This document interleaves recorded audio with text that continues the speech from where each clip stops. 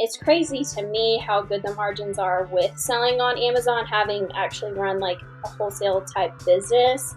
Hi, and welcome to Your Selling Podcast. I'm your host, Nikki Kirk, aka Your Selling Guide. I'm a small town girl who took a big risk and quit a steady corporate desk job to travel the US in an RV. Along the way, I started selling on Amazon, grew a 7-figure business, visited all the lower 48 states, bought a farm, and today I am still doing what I love to do, selling on Amazon while helping other sellers do it too.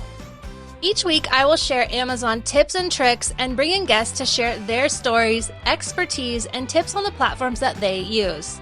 Think of this as a sit down with your Amazon bestie where you can learn, ask, start, and grow your online selling business. Welcome to Your Selling Pod. Hey crew, and welcome back. On today's episode, I have an entrepreneur who had a full-on manufacturing business, sold in Hobby Lobby, and closed up shop and started selling on Amazon. It's such an interesting story. I can't wait for you to hear it. Welcome, Caitlin, to the podcast. Hi, Nikki. Thanks for having me. I'm really excited to have you because you've been in my community for a while. We follow each other on Instagram, even before you made that new special Amazon Instagram. And also, you are a big TikToker. Is that right? Well, I did have a video that went viral. That's so funny that you would bring that up. But I have not posted much on TikTok recently. I don't know, but yes. Yeah. Yeah, because I think you were one of the first people to sign up as affiliate. Like I had just barely got that system going. But yeah, I remember that. This video, like, I got like 3 million views or something on it, and I was like, oh my gosh. And then everyone's asking me what to do, and I'm like, I don't really have time to do that, but this lady now, she will teach you everything. So go over there. So maybe you got some signups from that, but yeah, that's funny. That's so funny. I'm always like, because I don't really do TikTok, and I mostly just post what I post on Instagram over on TikTok. But I was like, I've never had anything go over like 1,000 views. So that's crazy. TikTok had like really kind of just come out. I think the video was even in 2020. It was a while ago. And it was just like, what can you do to like go viral? And I started sharing my book reselling, whatever, like what we were doing, me and my husband were doing, because what else were people doing in 2020 when everything was closed down? And I created quite a controversy about buying and selling used books. And people in the comments were like, you're stealing from poor people. They can't read these. The typical comments when that kind of stuff goes viral, and you're just like, well, I did not buy every single book there. There's plenty there. There's probably some in your local Goodwill, whatever. But so many people were arguing in my comments. It was hilarious. Like, I'm reading them and I'm like, oh no, these people are like, I can't believe you would buy and sell this. I'm like, what do you think like Target does? Like, what do you think these other stores do? They're buying and selling products for profit. Same situation. So I don't know. It was funny, but That's funny. It's you. That's how you know you've gone viral when all of a sudden you get all the hater comments. yes, it's so true. So before all this, before Amazon and everything, what were you doing? What did your life look like? Yeah, so it's funny because I don't talk about it that much on my Instagram for anyone that follows me. But previous to selling on Amazon, slash kind of during the time I was selling on Amazon in the beginning, I ran a different company that I actually started when I was in high school and college. I started making handmade soaps and, the Etsy thing and all of that kind of stuff. And when I was in college, I studied entrepreneurship, and my mom was a hospital gift shop buyer. So she was going to these wholesale shows, buying stuff, to sell at her gift shop. And I was like, you know what? I think I could probably create a real product line, sell it to stores. And so my first summer after I graduated college, I signed up to do a wholesale trade show here in Atlanta at America's Mart for all my Atlanteans or other wholesalers that do wholesale for Amazon. They might shop there. And I signed up. I thought it was going to be like my ticket to selling big into all of these gift shops, which I did get a few orders, but not what I thought, and, I ended up doing a second trade show, and my second trade show, Hobby Lobby picked up my product line. I went out to their corporate office that's in Oklahoma, and it was just crazy. Well, at first, when I was talking to the buyer, I was like, "So," that when you work with a big buyer, they're not as open about what store they're buying from. If it's like a little hospital gift shop, you'll know who it is. But then she was asking me all these questions. She was like, "Well, what's your distribution like and stuff?" And I was like, "Oh, I just work out of my laundry room." And she's like, "Mm-hmm, mm-hmm." She hands me her business card, and I was like, "Oh," and she was like, "I think I wanna put your product in all of our stores, so I think you're gonna need to get a warehouse." And I was like, "Whoa." I was like, "So, do you ever do, like, a state rollout? Like, would you only consider your Georgia?" So I tried to actually convince her to place a smaller order. I was like, "Would you put it in only your Georgia stores? Because I don't really know." And she's like, "No, we have 750 stores, and we wanna put your product line in all of them." And I was like, "Oh, okay." So that was, like, the start of my old business, which was Kate& and Co., and that was, gosh, 2016, 2017, when that was going on, and so that was, like, a really fun time. Hobby Lobby was continually my biggest and best customer throughout my business. They always paid on time. They were the best, and um, then when 2020 happened, or let me go back a little bit, the business continued to grow. I had a like 10,000 square foot warehouse. We manufactured everything there. I had my own product line plus like private label stuff that like Hobby Lobby would come in and say, "We want this brand," just like people would do private label on Amazon, but we were manufacturing in America.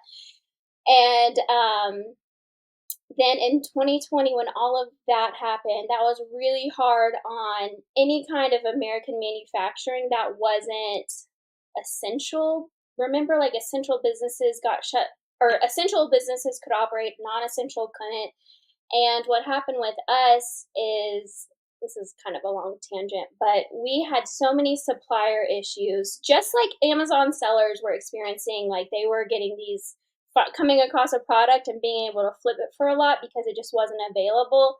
Same thing was happening with us. Like we couldn't find plastic for bottles. Like we couldn't find our raw materials. We couldn't find oils. We couldn't find essential oils like in the whole entire world because we were sourcing from everywhere. And so we lost clients because we couldn't really fulfill their orders. Our orders from Hobby Lobby, we got like 6 months behind, and it just was bad. It wasn't like we were slow. We just couldn't find the stuff to fulfill the orders. So we had a tough time recovering from that, but we made it through. But it was a lot of work. And so then in 2021, I ended up having my first daughter. I only have one, so my only daughter, and it just changed my perspective. I had just been working so hard, so long. It was satisfactory, like, throughout all of that, but just my perspective changed. I was like, "You know what? This was fun, but it's not what drives me anymore. My product line's not what drives me anymore.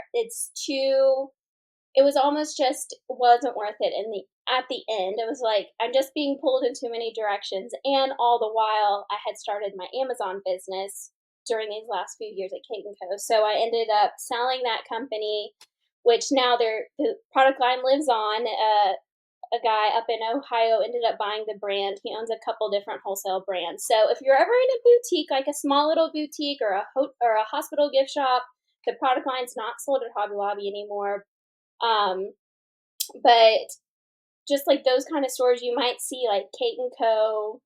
something, and that was originally I was the Caitlin from Kate& and Co. So if you ever come across that, we made like bath bombs, lotions, all that kind of stuff. But it was tough. I had 18 employees, and so we had to like close down our warehouse and lay people off, and that was probably one of the hardest days. But it's almost been a year since that. We closed September 15th, 2022. So it's almost been a year, and it's just crazy to me. I was even talking to my husband last night about how happy I am now. Like, I could never see this when I was in it, and now I'm like, "Okay, it's kinda come full circle." Like, I'm just happier with the slower pace of life. I can work when I need to, but I'm not having to go to work because I have these employees and that sort of stuff, and sometimes people will be like, "When are you gonna hire your first Amazon employee?" And I'm like, "I think I'm kinda just like, if I ever grow it that big, it would be too big for me." You know what I mean? So it's like I'm kinda at that. One of the questions you asked was, "What's Amazon done for you?" or "What's your goal with it?" And it's almost like I already kind of achieved it. Just like a happier, slower pace of life that is just more enjoyable, that I can have some kind of control over, where it's not like this other job is controlling my lifestyle, or my child's sick and now I have like all these different things. I can kind of just go with the flow. Like, who can really say that about their job? So, yes, that's a long-winded answer, but that's what I used to do. So cool. I am in awe. Like that. I mean, wait, literally, I recorded a podcast yesterday and we were talking about how, like, to go get your stuff in Walmart or Hobby Lobby is really, really hard, but to get something on Amazon is very easy if you want to make your own product label. But you've Yep. done the hard part. So no wonder you're Well, killing it at Amazon. funny because I was listening to a podcast that was like interviewing a wholesale Amazon seller, and it's like, oh, here's how to email all these suppliers. So I was like, you know what's so funny is I used to be a supplier and literally every single day get emails like, we want to add your product line to Amazon. And I'm like, I'm surprised I actually don't do more wholesale on Amazon, especially from my connections in the wholesale industry, my old connections. And it's just funny because I'm like, they're like, here's how to talk wholesale lingo. And I'm like, maybe I just have like too much leftover PTSD from that to really go into it. Or, well, the real thing is that I love the RA margins way better than wholesale. That's why I stick with RA. But it's just funny because I'm like, they're like trying to make these emails for wholesalers. And I was like, literally, we would get those all the time. And we never ended up adding our product line to Amazon. I don't know if the new owner has or not, but we didn't because it was a different for our smaller boutiques. We were just like that. We just did retail boutique wholesale. So, but Yeah. it's funny. I love what you're saying about just the happiness of having not necessarily less work because we know Amazon's a lot of work, but like probably less work because I know what it's like to run a business with employees and all that. But like you are just getting your time back and doing what you love and how much freedom that is because I just hired recently an assistant and I can't wait for her to start because I want that, like, I want to stop working so much in the nitty-gritty that doesn't need to be me doing it, right? So I can do the things I love. I absolutely love selling. If all of this other stuff went away, I would be so happy selling. Like that's my first love. Yep, I think that's kinda how it ended up with Kate& and Co. At the end, it's like, what I loved was the product line development, but what I was doing was since we were like a wholesaler and the actual manufacturer, so it was like, not only was I doing the product development, and I also had like 90 sales reps for all the states, like every territory had reps, commission, all that kind of stuff. So, but then I also had my warehouse employees, and then I had this person calling out, and then we needed a certain amount of people to run the production line, and then if these two people didn't come, then we couldn't do the production line, and then temps and this, and I was just like, oh my gosh. So that was the hard part of the business, was the manufacturing, the that part. My passion was the product development part, and then at the end I was just like, the warehouse part is just running me ragged with all the COVID stuff, and then, all the masks mandates, and it's just like everything that we had to do to keep the employees safe, which what is was is important, but it just made everything so difficult that I lost the passion for the part that I liked. So that is what I love about the Amazon thing, is I can work really hard at something, and if I end up not really liking it, I can just pivot pretty easily, or I can just say like, "Hey, I'm just going to take the next 3 or 4 days off because I need like a brain break from what I'm doing." And when you have employees and when you have a warehouse, you just can't say, "Hey, I just need a brain break for like 4 or 5 days. See you guys later." They would all be like, Oh, what? So, how did you find out about Amazon or get into it in the beginning? And or because I'm assuming it's just Amazon, do you sell anywhere else?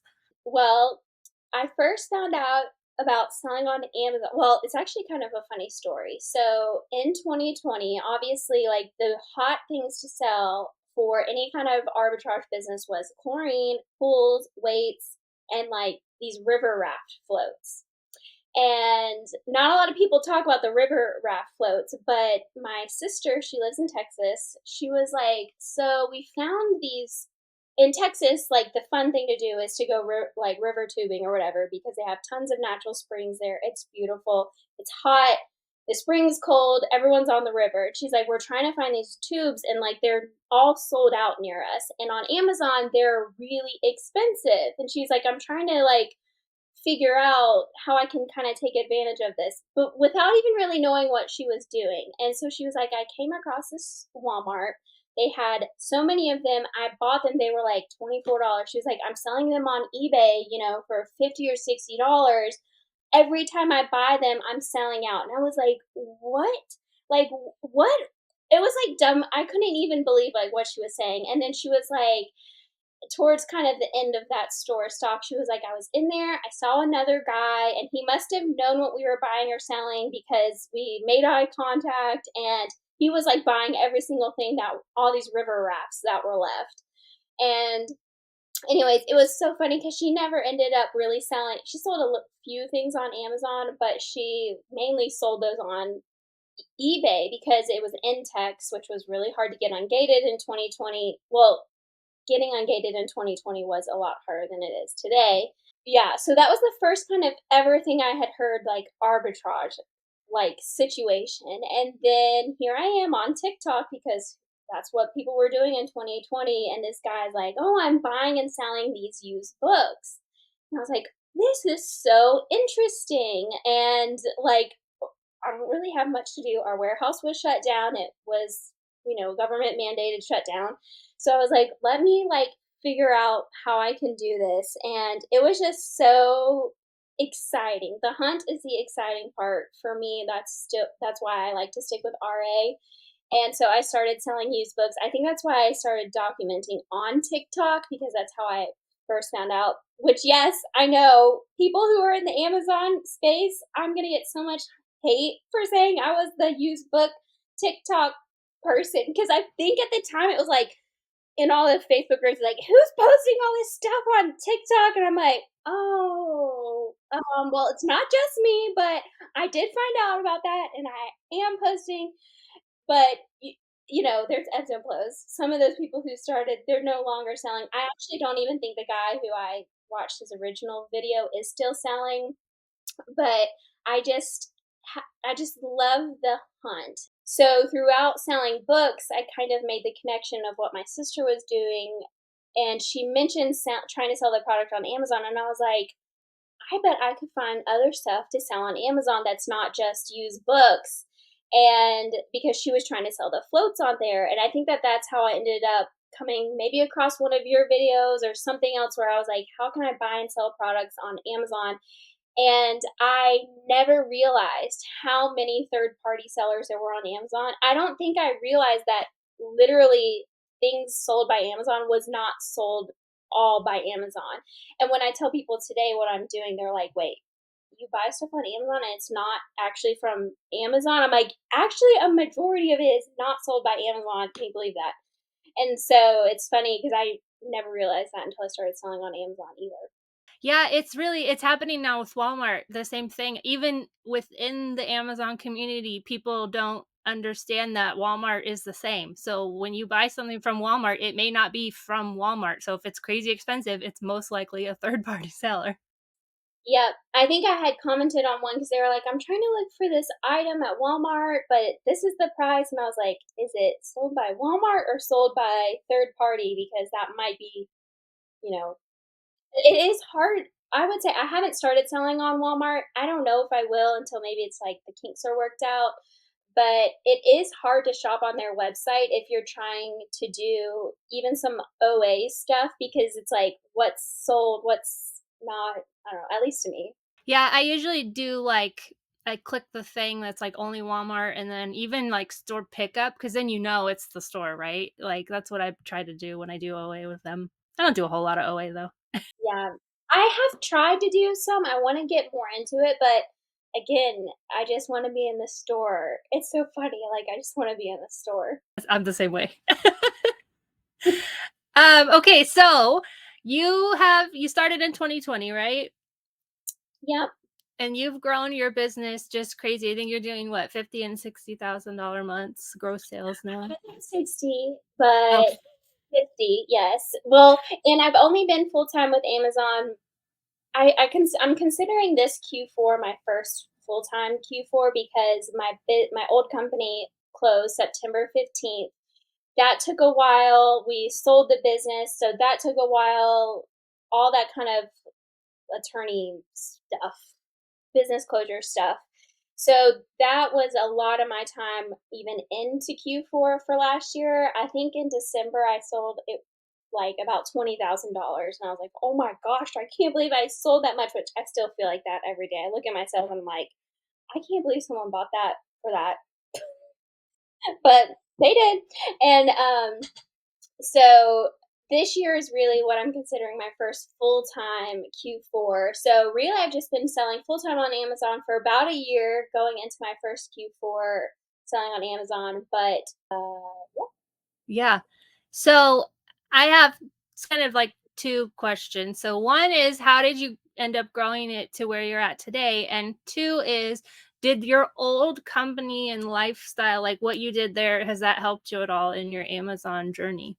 that's a good question. So I'll answer the second question first because I do think that yes, is the basic answer because, when people see the idea of selling on Amazon, you do have to have a certain kind of entrepreneur drive. And I think that that's why people come in and drop off and they don't have that entrepreneur drive. Even my husband last night, he was like, I could just never do that. It just has no interest. Like to me, I just would rather work at a corporate job. And I'm like, I would rather like poke my eye out.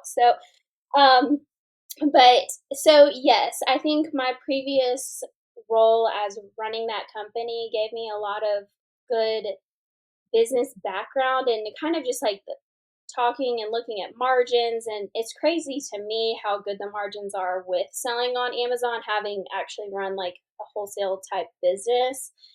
It's great. And so I think that that kind of stuff, like I didn't have to take a QuickBooks course because I've been doing QuickBooks for like 15 years, running that other company and all that kind of stuff. So I can like really easily look at a spreadsheet or whatever and kind of understand it. So that's like nice. But I also think it's just that entrepreneur drive that really helps people grow their business.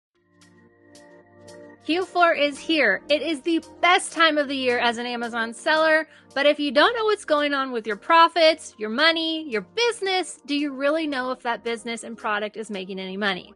This is why I love Sellerboard and why I've partnered with them on the Your Selling podcast.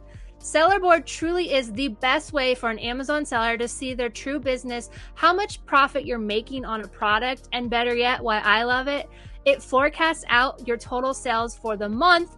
And you can see by quarter, by month, or by the entire year how much money your items are making you. We all know different things come up in Amazon business, from returns to various Amazon fees. All of it is broken down in Sellerboard because, like I've said, if you don't know your business numbers, you don't know what's going on. And as new small business owners, that's the area that gets fallen behind because we truly don't totally understand it. So why not use this software to fully understand what's going on? Sellerboard is offering my listeners 2 months free, no credit card required. All you got to do is head to yoursellingguide.com/sellerboardprofit and sign up. Again, you just log into your Amazon account in Sellerboard and everything is pulled over, including all your past items you've ever had. Enter in your cost of goods, and finally, you will see the true profit picture of what's going on in your business. Again, try it 2 months free at yoursellingguide.com/sellerboardprofit and really understand your business this Q4. It sounds like you're a part-time, not a hobby, but doing it more part-time business, but then you've grown a lot this last year in 2023. So how did you do Yes. that? So it's funny because with my old company, the busiest times were June or were J months because those were when trade shows were. So January, June, and July, I always had trade shows all month long. January, I was literally not in Georgia because I was at every single trade show around the US selling.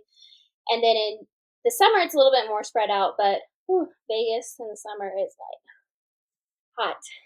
So, but anyways, when I was selling part time, it was like I couldn't really get into the Q4 Amazon hype because I was gearing up launching our new product line. Our new catalog would come out in November, and then it's like we're getting ready for trade shows of December. We're trying to finish up the end of the year stuff. All of our stores are trying to get all their inventory. That was, it's a busy time for any business. So it was like I never got to do the Q4 thing with Amazon. So I'm really excited this year. But one of the things that really helped grow the business is I did not take a lot of profit out of the company really at all.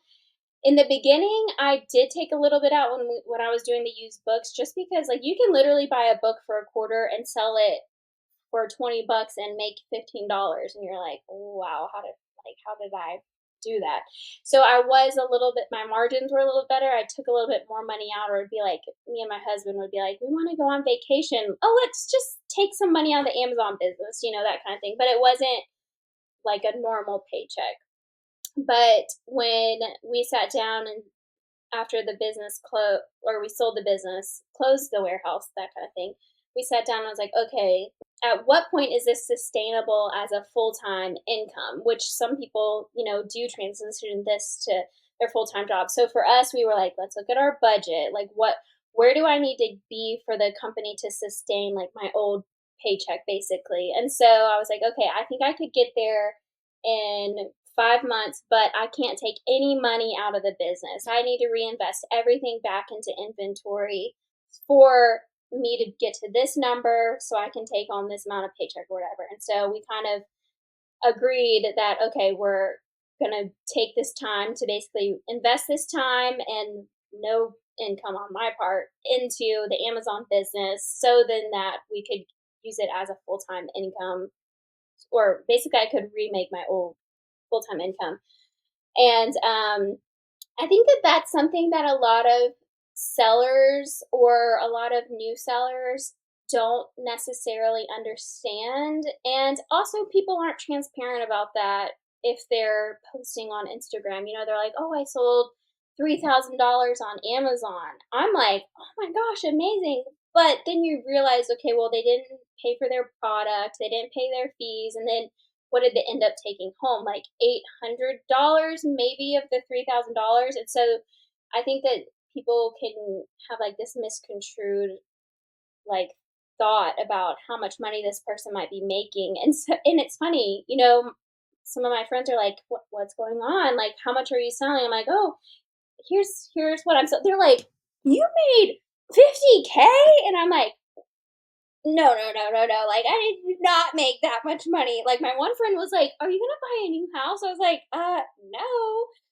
And I was like, weird. No, like, that is not, no. And so it's just funny because I feel like I do like to share what I'm selling and add more of like a record of like, wow, I can't believe how much the business has grown, that kind of thing. But in reality, for all my new sellers out there who are watching or listening, it's not all profit. You do have to pay. Sometimes you're liquidating inventory. That's what I was doing this month. Some of my stuff that just wasn't selling or too many people got on it, whatever. I'm like, I got to get rid of this and get some cash back getting ready for Christmas. So you just never really know what's all behind the scene, but that's really kind of how I grew the business was I took a good 5, 6 months of like, okay, everything I make stays in the business. We're going to be investing in more inventory. And so, yeah, so now I'm taking a salary from Amazon and, doing all that kind of stuff. But I told my husband, I was like, can I take less money out? Because I want to get really ready for Q4. And he's just like, we can talk about it. What do your profit margins end up being like on average? I would say that they're usually in between 20 to 30%. 30% is like, wow, okay, we had a Yeah. really good month. But I would say closer to like 20, 25%. Just depends on if I'm liquidating.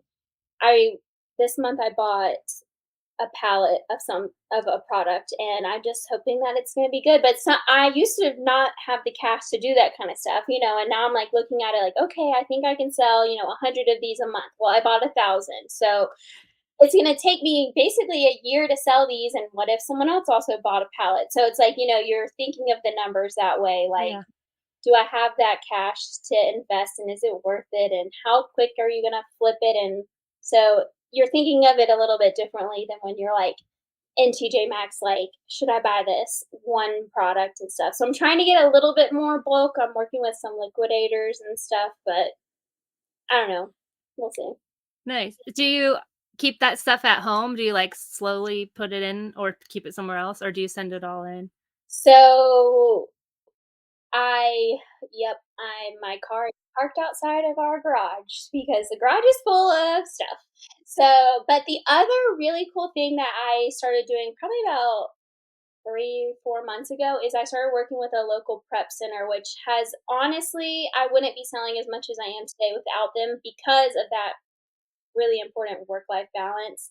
I don't Because my daughter's only like a year and a half old, I don't really have the luxury of like after she's like not I'm having to play with her and I want to play with her, but it's like after she goes to bed, I am tired. Like I do not want to be working after my daughter goes to bed in the 1 or 2 hours that I have of my free time at the end of the day. And sometimes I just want to watch a show or go on a walk or something. And so for those people doing that, for the people who are working full time, trying to sell on Amazon, have kids, I'm just like, I'm praying for you.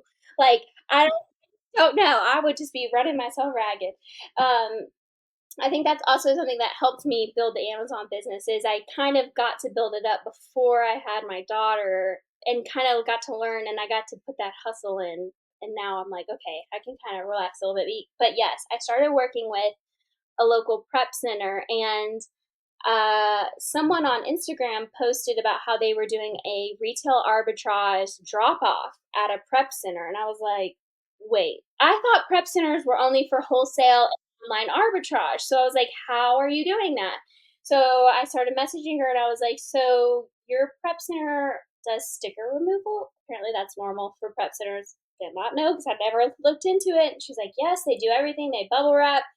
I just had to take my bags from my car to them. And I was like, what is this? How can I get this? And so she was like, literally just type in your city and Amazon Prep Center and you'll probably find one. Literally that same day I did that. And there's three near me.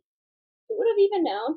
And so I just picked the closest one because I even had an option. I never even knew. And I was like, can I do local drop off? And they were like, yeah. And I was like, okay, sign me up. And so they're about 30 minutes away from me. And so now when I'm shopping, I don't even have to take anything out of my car. I'm just shopping all day. I usually do a drop off like in the morning or whatever. The very next morning, drop it all off. And they usually are shipping in 4 days. They say 3 days. It takes longer than that, but it's usually like 4 or 5 days. So like I dropped off stuff on the 24th. That was last week sometime, and they just emailed me today that it's shipping. So I was like, that's pretty good. And I just didn't have to prep it. And it was just a small little fee that I probably would for my time, the value of your time. It's like, okay, it's worth it to me to pay them to do it, even though like we're not in a tax free state, which a lot of the stuff I'm buying is tax free because I do the tax exempt. But that's like what all these people on like Amazon or on Instagram tout. They're like tax free state. I'm like, well, Oregon is very far away from Georgia, so I'm just not even gonna think about it. And it was just someone's random helpful post on Instagram, and I was like, okay, game changer. Because back then I was only really doing $20,000 a month in sales, and now I was like, I can basically shop twice or even three times as more because I'm gonna have so much more time in my schedule. And oh, it's been great. It's been so What fun. Was it scary at all? Because I did a prep center once for distributor order and online arbitrage, basically back when I tried to do wholesale years ago. And I'm a little bit of a control freak, so it was a little scary to hand over, especially since I don't see it. I don't know what they're doing. Was there any kind of that fear? Um, yes, I was like, "Do you guys remove the sticker gunk? Like, you remove sticker, but do you remove sticker gunk?" Like, that kinda stuff, and I feel like it's one of those things where it's like once you get to a certain point in the business, you have to be picky about you can only be picky about a certain amount of things, and you gotta let the other stuff go. It's like, I made a bad buy, gotta let it go. You can't dwell on it. And so I feel like with the prep center, it was one of those things where it was like I did get some bad feedback from I bought this and the price tag's $12.95 and I paid 40 and I was like, oh, so then I had to send them an email like, don't forget there is a sticker inside of the box. You can't see it, but I've told them a few times. So like it's inside the box, you gotta take it out, remove it, and it's just one of the things where it's like, okay, that already sold or it's already at Amazon, just kind of have to move on. Or I've had to recall something and I'm like, "Oh, that wasn't, like, polybagged the way I would do it." But I think through running Kate& and Co., that really helped me learn that people are not gonna do things the way I will, no matter how much I even train them personally. I would be on the production line, on the manufacturing line, like, "This is how the line needs to work for it to be the most efficient." I walk out of there, I'm looking at the camera, they are not even listening to anything I say. So people are just gonna do what they're gonna do, and the manager can only manage them without micromanaging. It's just it is kind of what it is. And so yes, there was a little bit of that, but I think it's like, okay, if you sell 20 of these, one is kind of a little janky, yeah, Yeah. just kind of accept it, move on, that kind of thing. I was selling a beauty brand that got regated or whatever, and so it got sent back to me and there was a sticker on it and that was from myself. And I was like, "Oh my gosh, I'm so glad that that one didn't sell." I have definitely like a few times woken up and I'm like, oh, did I, like, take that sticker, that, like, raw sticker off the book bag? Or, like, because it was, like, an FBM item or something, I'm like, "Did I do that? Did I send it?" Like, I have definitely woken up like, "Oh, no." That's what stresses me out these days. I'm like, "Oh, did I take the sticker off? Did I do that? Did I ship that on time?" That kinda stuff. How does it work? Because, like, I know for OA, you know what's coming, you can tell them. Do you have to do the shipment, or are they doing, like, entering, like, Inventory Lab or Seller Central, all that? Yes, that's a really good question, and that was kinda something that we had to figure out because they have a for all the prep centers work a little bit differently, but for them, they have their own kind of program they've built out for accepting inventory. But there's a SKU limit. Well, when you're doing RA, you might be buying, 50, 60, 80 different SKUs. Okay, well, their program doesn't accept that because a lot of their customers are wholesale and OA. So they're not doing 80 different SKUs or whatever. And so we kind of worked out something where I would use the buy list feature in Scoutify because they were like, as long as everything's listed in they do have access to my Amazon store. Some people are like, I will not use a prep center if they have to have access. So they're like a third party user, so they can go in and like, you know, open cases for any kind of shipment stuff and that kind of stuff. I use the buy list feature on Scoutify to basically, when I'm out shopping, I'm like, okay, I'm getting that from this store. Have you ever used the buy list feature? I've used it once, but, I can see how it would work for you. For me, I just don't like it because I wanna scan and go. I don't wanna sit there and do stuff in the aisle, but Totally. That's how I used to be because I listened to someone and they were like, oh, I use the buy list feature. And I was like, cool, I'm going to try it. And I tried it once. I was like, I will never do that again. Then I started working with the prep center and I was like, oh, this actually is really beneficial because I'm not taking everything out of my car. What I used to do is take everything out of my car, then manually scan it in through Inventory Lab to create like, your inventory list, send it over to Amazon, and then put everything back in my car. And I was like, I could be using the buy list feature to basically do this. So I use the buy list feature.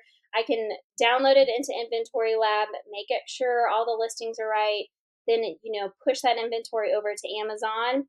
and you can download like an Excel file of your like your batch, your inventory lab batch, and so I download that and send it to them. So that has like ASIN, FNSKU, product names, quantity, expiration date, all the information that they basically need in a list. So it was like a little bit clunky first getting started because we were like, okay, how are we going to work this out? I think I might have even been their first RA customer, and but we got it worked out.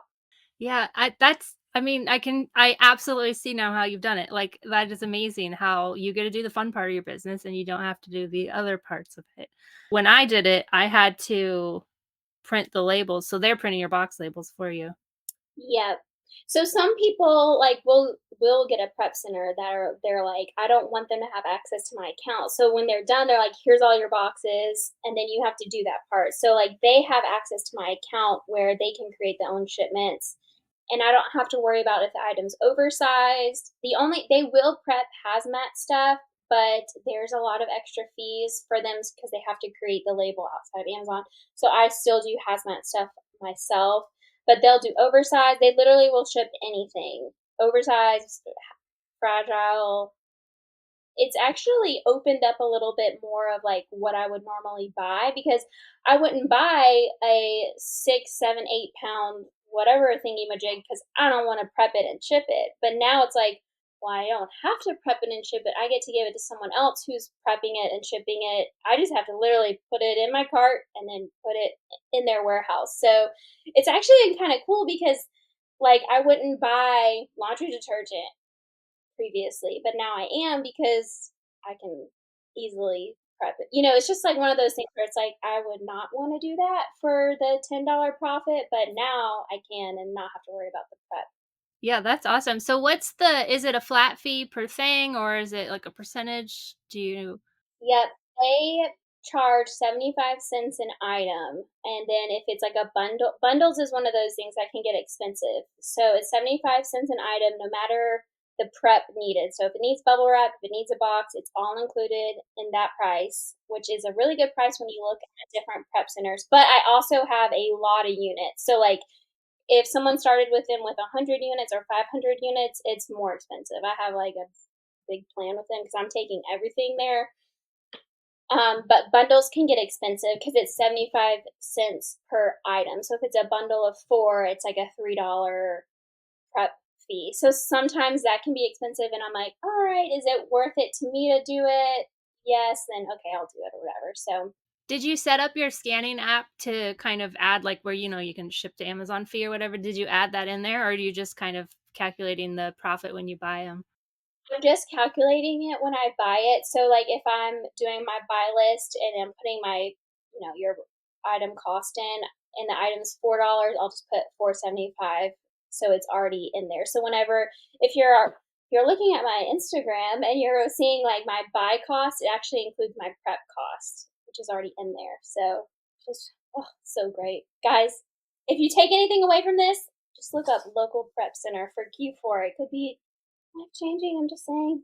I like the prep now because it's also like I love the sourcing, but then I've gotten to love the prep. I mean, I like it up until a certain hour. After an like then I'm like over it. But like because I just get to sit, listen to my podcast. It's like the mindless stuff. So it's almost become relaxing. But absolutely, I'm like, I'm going to look. I'm going to need them in a couple cities around here because I source around here. But that's genius.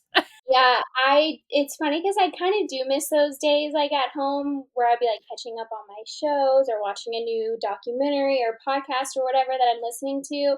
So sometimes I do miss that, but I think that what it's given back to me as far as like, okay, when I pick up my daughter from her babysitter, I don't have to worry about like, okay, now it's your bedtime. Now I have to go in and like prep all this stuff. I can just kind of relax, just kind of like that cost analysis of like what's my time really worth, even your downtime, like what's your downtime worth to you? Is it worth paying someone else a fee to prep your items? To me it definitely is. Yeah. I'm excited to see what you do this Q4 because just seeing what you do in the rest of the year has been absolutely crazy. And to your point about your margins and all that, that's the same as mine. So you probably even do that. Like if I can get 20% margin after all is said and done, like that's great. And I like 25 is like. But yeah, that's Yeah, crazy. yeah, I think it's well, I think the benefit is that I found that luckily, literally the only prep center, the closest one I reached out to, I was like, wow, this pricing is like pretty good compared to like other ones that I've seen online. I'm like, wow, people pay $1.50 a unit to prep, and then you have to pay for bubble wrap on top of that. And this is all wholesale. How do you guys make any money? Like that's what I'm sitting here thinking. Like you guys are making 20, 30 cents on these items sometimes. I mean, I don't know. I've signed up with some distributors and I'm like, okay, maybe wholesale isn't for me, or maybe I just like the high margins of RA because I'll look through a distributor's website or a wholesaler's website and I'm like, "Uh, I'm just not really willing to spend $5,000 to only make $500.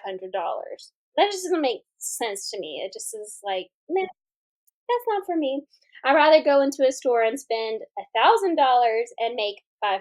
Now that is what I'm talking about. Yeah, I'm the same way. I've been messing around because my warehouse still not, or shop or whatever. I gotta figure out what I'm calling it, but it's still not finished yet. So I've kind of slowed down on pallets because one, the weather. If it's raining, I can't have a pallet sitting out beside my RV. But I play with that because there's the ease of just reordering it, right? And then you're like, but your margin's going to come down it, but it's still really hard to, plus you Amazon prices, no matter where you get it, the price could tank for who knows what reason. And so now that slim margin you already had is just gone. And a lot of the stuff I've been testing out with the toy distributor pallets have done that. Like I'm just trying to liquidate it at this point. And so it's, yeah.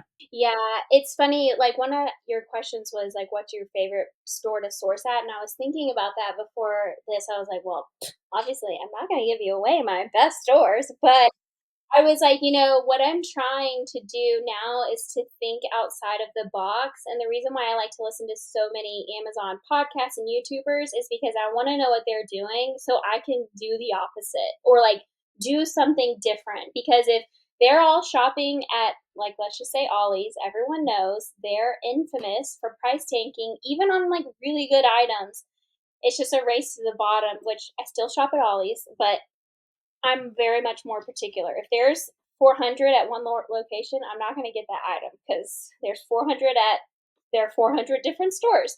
So, you know what I mean? But it's like I'm trying to think of things that are outside of the box. Like, what are stores that people would not go to look for something? Or, like, what's something, like you mentioned doing the bundles or whatever on a few of your podcasts. It's like that's really interesting because it's different and what can you do that's different basically. So I have like my few little mom and pop liquidators that I like to work with, but you gotta be kind of careful with liquidation. And but it can be really good, not gonna lie. Liquidators, that's good. But it's like, what stores can I source at that people aren't shopping at? Like, I never was really great at sourcing at Walmart. I don't really like going to Walmart, probably why I never spent the time in there. But like, what stores can I go to? So I've been spending a lot of time at like Five Below. Not a lot of people really source there, which now I'm saying it on here, but you can really find some profitable toys that aren't at every other store, especially because they make it's like a Dollar Tree. Their product is like for their store. It's not like at Walmart, Target, all these stores and that kind of stuff. And so it's interesting. So, yeah, I'm just trying to think outside of the box, especially going into Q4. Like, where are people not going? I'm gonna go there. Yeah, I don't like sourcing Five Below either. I mean either. I'm the one who doesn't like sourcing it. But I know there are people who like it. It's just not worth, to me, it's not worth the time. But that's what I love about Amazon and the whole community. It's like everyone like, oh, that's getting oversaturated. But at the end of the day, like not everyone sources the same. Like you don't go to Walmart. I love Walmart. Like everyone sources different. So there's something out there for everyone and there's so much product to sell. It's so true too, because like I know you have the $5 minimum profit. Well, I'll kind of go a little bit less, especially if the item's a dollar. I'll take a $3 profit, but maybe that would be an item that you would pass on. So it is true too. Like people have different parameters that they'll sell in, and so it really is true. The opportunities endless out there. I'm trying to learn a little bit more OA too, just because you are able to order in bulk or bulk, that kind of stuff. can order more units, but I don't know. We'll see. What would be a piece of advice you have for anyone who's thinking about starting or just frustrated with their journey so far? Well, good question. I would just say that you should definitely not quit your day job, even if it's difficult, because you should try selling on Amazon and you might find that maybe it's not really for you. Maybe something else is for you, or maybe it's like the best thing that you've ever done. Because for me, I absolutely love it. But like my husband, he's like, did the used book thing with me, and he's like, this is just not for me. And so, but he kind of tried it with me because I was like, we could do this together. There's people out there that do that. And he's like, no. So you just have to try it, see if you like it. And if you do, just think, okay, if I want to try to do this full time, what can I like think backwards. Where do my sales need to be for me to be making, if I'm making, let's just say $10,000 in sales a month, my profit's 20%, that's $2,000 a month. Okay, is that going to replace your income? For some people, it will. For some people, it might not. It might depend on where in the country they live, lifestyles, or whatever. So it's like, at what point do your sales replace your income? Kind of think of it backwards. And then if you're like, wow, I need to sell $30,000 a month to replace my income, that's going to be really hard. Or do you think it's going to be a really fun challenge? That might also answer your question of like, is this for you and that kind of stuff. And then it'll help you figure out like, how long will that take me to get there? What do I need to do to get there? Nice. That's awesome. So we kind of alluded to it, but where can people find you, follow you, ask you questions, all that stuff? You guys can find me on Instagram. I have a TikTok, but I have not posted on there probably since my viral video in 2021. I'm still watching videos on there, but that's it. But you can find me on Instagram at Let's Go Kate, Cait for Caitlin, because that's my name. But yeah, I'm posting on there. I'm doing the thing. You can see cute pictures of my daughter, that sort of stuff. Nice. And I'll link it for everyone who wants to just easily click it. So thank you so much. This was interesting and took a turn about the prep center that I wasn't anticipating, but that was really good information. So thank you for sharing. Honestly, I learned it on Instagram. Someone shared it, and I was like, that was a light bulb thing, like mind blown. And I was like, I'm gonna do that. And so now I try to tell a lot of people about it because I never would have thought. I thought prep centers was only for OA and wholesale, and so you can do it for RA too. Yeah, I've heard about people doing it. I didn't totally understand how that would even work, but now I do. So there you go. Thank you. Don't forget to check out Caitlin at Let's Go Kate on Instagram, where you can, of course, ask her questions and follow her journey. Thank you guys so much for tuning in. If you would like to be a guest on the podcast, please don't hesitate to reach out to me at podcast@yoursellingguide.com and we will get you scheduled. Hope everyone's Q4 is going great. I'm going to get back out there. So I'm going to say happy sourcing and see you next week.